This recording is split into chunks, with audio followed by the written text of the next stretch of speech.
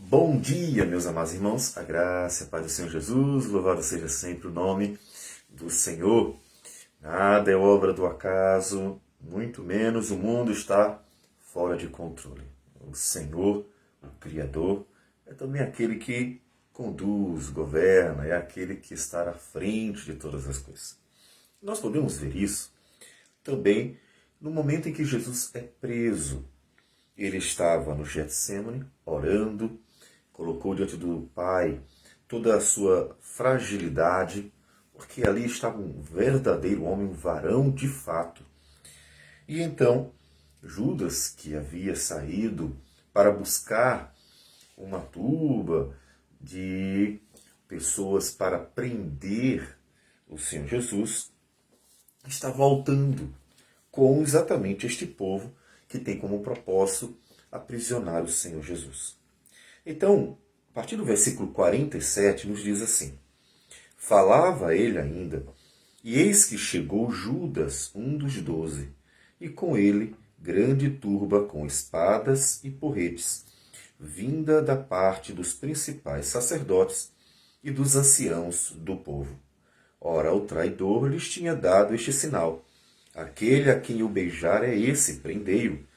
E logo, aproximando-se de Jesus, lhe disse: Salve, mestre! E o beijou. Jesus, porém, lhe disse: Amigo, para que vieste? Nisto, aproximando-se eles, deitaram as mãos em Jesus e o prenderam. Observe que o Senhor Jesus foi preso por pessoas que estavam armadas como se fossem pegar um salteador ou alguém que tivesse feito a maior confusão na cidade. O Senhor Jesus andou entre eles, o Senhor Jesus esteve com eles, o Senhor Jesus ensinou a palavra.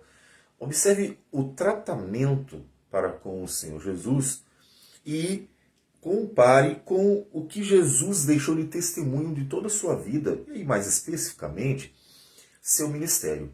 Percebe uma incoerência? Percebe como eles estão preparados para algo que não é condizente com a preparação deles? Eles foram lá como se fossem buscar realmente algum criminoso que estava perturbando a cidade, perturbando a região, o povo, quando o Senhor Jesus, em todo o tempo, andou tranquilamente e esteve entre eles abertamente, ensinando a palavra do Senhor. O texto de Mateus tem o paralelo nos sinóticos, mas tem também um paralelo em João, que conta um pouco mais, de fato, por isso vamos voltar para ele, de detalhes que Mateus não quis colocar. Portanto, nós vamos para João também. O texto de João está no capítulo 18 e diz que, versículo a partir do 3 mesmo, tendo, pois, Judas recebido a escolta, e dos principais sacerdotes e dos fariseus alguns guardas, chegou a este lugar com lanternas, tochas e armas. Observe que, enquanto Mateus nos dá algumas das armas que eles levaram para buscar o Senhor Jesus, espadas e porretes, João diz que Judas, com os guardas, com todo aquele pessoal, levaram lanternas, tochas e armas. Então, junta os dois, né? Lanternas, tochas, armas, espadas e porretes. Né? Então, observe que eles estavam preparados. Parece aquela cena de um grupo de pessoas de uma vila indo pegar um vampiro. Né? É uma cena esdrúxula. Né? E quem estava ali era o Senhor Jesus orando com os seus discípulos. Então, observe como trataram a Cristo naquele momento. E o versículo 4 de João diz: Sabendo, pois, Jesus todas as coisas que sobre ele haviam de vir, adiantou-se e, perguntando-lhes, a quem buscais. Esse ponto, sabendo, pois, Jesus todas as coisas sobre ele, que sobre ele haviam de vir, é importante, porque observem que nada está fora do controle. Como nós havíamos dito ontem, o Senhor Jesus, quando pede, se possível, passa de mim esse cálice, ele está demonstrando sua fraqueza. Ele está mostrando as debilidades humanas. Como dissemos ontem, não pecado. Ele não tinha pecado de forma alguma. mas a fraqueza natural do ser humano. E aqui ele mostra que ele tinha consciência que o caminho era aquele, não havia outro jeito. O caminho era a cruz. Ele tinha certeza de que ele deveria ir à cruz e por isso é que ele disse, mas seja feita a tua vontade, Pai. Portanto, o Senhor Jesus, ele, podemos dizer que apesar de angustiado, ele está de certa forma sereno. Porque ele sabe o que tem que acontecer. Isso não o isenta da dor, da tribulação e da angústia, mas ele sabe o que vai acontecer. Ele sabe o que espera é a provação, ele sabe o que espera é a crucificação, ele sabe o que espera. E ele está ali para se entregar. Apesar deles terem ido buscar com todo aquela turba de gente, aquele povo armado como se estivesse indo buscar um salteador, o Senhor Jesus está ali para se entregar. Ele não foi capturado. Pegaram Jesus, que tentou fugir de forma alguma. Jesus não é um mártir da paz, porque o Senhor Jesus, ele se entregou para pagar os nossos pecados. Ele está ali para ser um cordeiro que vai ser sacrificado em nosso lugar. E então, enquanto Mateus nos conta como foi que Judas entregou, dando um beijo no Senhor Jesus, e então eles entenderam que era de fato ele, João diz que adiantando-se o Senhor Jesus, sabendo, como nós já falamos, que eles haveriam de pegá-lo e sabendo tudo o que haveria de acontecer, ele perguntou, a quem buscais? Então ele mesmo se adiantou. E aí responderam a Jesus o Nazareno. Então Jesus lhes disse, sou eu. Ora, Judas o traidor estava também com eles. Quando, pois, Jesus lhes disse, sou eu, recuaram e caíram por terra. Observe que aqui há um cenário um pouco mais forte, ou bastante mais forte. Aqui no cenário, o Senhor Jesus, quando diz, sou eu, eles recuam como se houvesse um confronto. Porque podemos dizer que, em certa forma, sim, há um confronto, claro que de caráter mais espiritual, porque o Senhor Jesus não confrontou fisicamente em nenhum momento e nem aceitou a tentativa de confronto dos discípulos. Mas ali há sim o estabelecimento de uma guerra, porque, como diz o apóstolo Paulo em Efésios, nós estamos lutando contra principados e potestades. Então, a redenção é um confronto, é uma guerra. É o reino de Deus vindo contra o império das trevas, que usurpa a glória do Senhor, que usurpa a criação que pertence ao Senhor, que fora criada pelo Senhor. Então, aqui você tem um cenário que revela o teor bélico da redenção, de como é de fato uma guerra que, como nós falamos, tem caráter espiritual, porque tem a ver com o reino de Deus, o império das trevas, tem a ver com o pecado, tem a ver com o estado espiritual do ser humano, tem a ver com a restauração de todas as coisas. E isso se dá por meio do poder de Deus. E então, diz o texto que eles caíram por terra. E Jesus de novo lhes perguntou, a quem buscais? Responderam a Jesus o Nazareno. Então lhes disse Jesus, já vos declarei que sou eu. Se é a mim que buscais, deixai ir.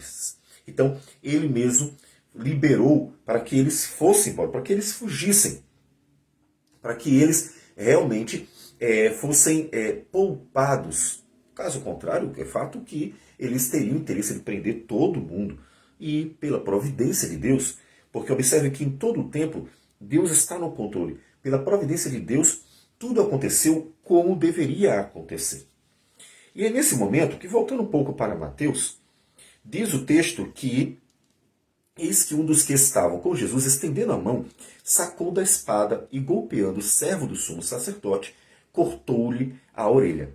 Já em João, ele nos conta quem foi esse que fez isso.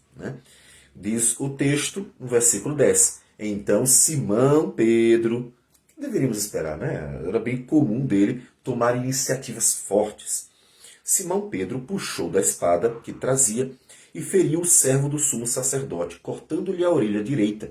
E o nome do servo era Malco. Bem mais detalhes, mas o fato é que ele tentou evitar o problema.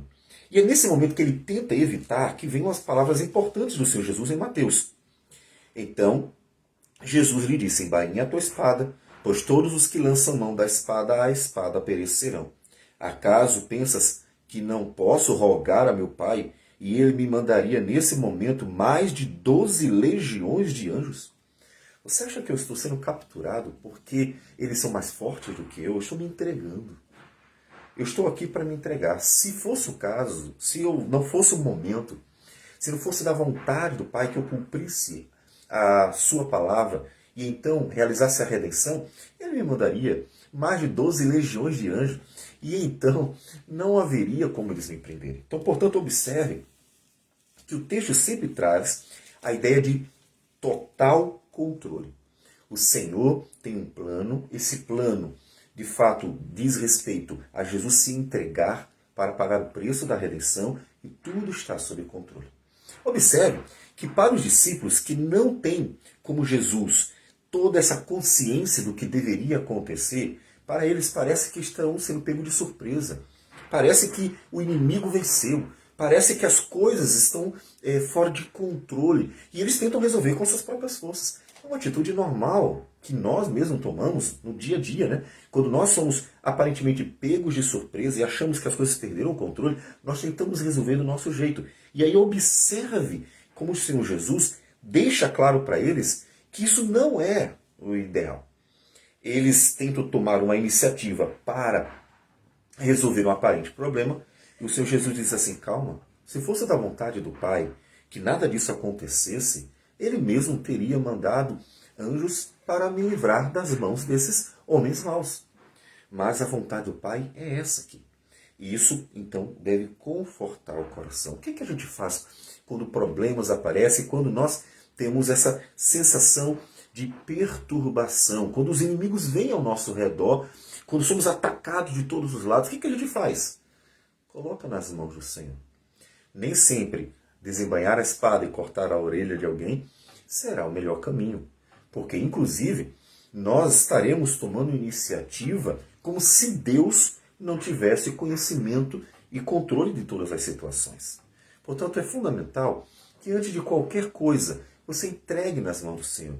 Você coloque nas mãos do Senhor. Porque pode ser que aquele mal aparente, como estava acontecendo com o Senhor Jesus capturado, pode ser que seja vontade do Senhor para cumprir algum propósito, que por mais que você não compreenda e não seja agradável à vista, pode ser o caminho para grandes bênçãos da parte de Deus. Então o Senhor Jesus repreende Pedro e diz em Mateus, versículo 54, o seguinte: como, pois, se cumpririam as Escrituras segundo as quais assim deve suceder? Naquele momento disse Jesus às multidões: saístes com espadas e porretes para prender-me como a um salteador. Todos os dias no templo eu me assentava convosco, ensinando e não me prendestes. Tudo isto, porém, aconteceu para que se cumprissem as Escrituras dos profetas. Então os discípulos todos, deixando, fugiram. Observe, portanto, que controle, o Senhor está à frente. E isso diz respeito à história toda. É fato que esse é um momento singular. Todavia, a nossa vida também está debaixo das mãos do Senhor. E a nossa vida também cumpre propósitos da parte de Deus, porque o Senhor é o Deus não só da criação, mas da história também. Portanto, sempre entrega a tua vida nas mãos do Senhor e pede a Ele sabedoria para proceder conforme a vontade dEle, e pede a Ele que Ele mesmo possa estar sempre nos auxiliando em nossas lutas e necessidades, porque o Senhor tem poder para isso. Como Jesus disse, Ele pode mandar milhões ou legiões de anjos. Então, confia a tua vida nas mãos do Senhor. E aí você, como o Senhor Jesus, nos dias maus, manterá certa serenidade, paz no coração, como diz o apóstolo Paulo em Filipenses 4, 6 e 7. Não andeis ansiosos de coisa alguma, antes sejam conhecidas diante de Deus as vossas petições, pela oração e súplica com ações de graça. E a paz de Deus, que excede todo entendimento, guardará a vossa mente e o vosso coração em Cristo Jesus. Então, confia no Senhor. Vamos orar ao Senhor. Senhor Deus amado, bendito o teu nome. Te louvamos, te adoramos, te glorificamos e rogamos que o Senhor, ó Deus, possa nos dar sempre a serenidade que o Senhor Jesus mostrou, para que glorifiquemos o Teu nome no dia a dia, nas lutas da vida. Que o Senhor receba a nossa gratidão por tudo, e tudo em nome de Jesus. Amém, Senhor. Que Deus abençoe a todos e tenham um bom dia.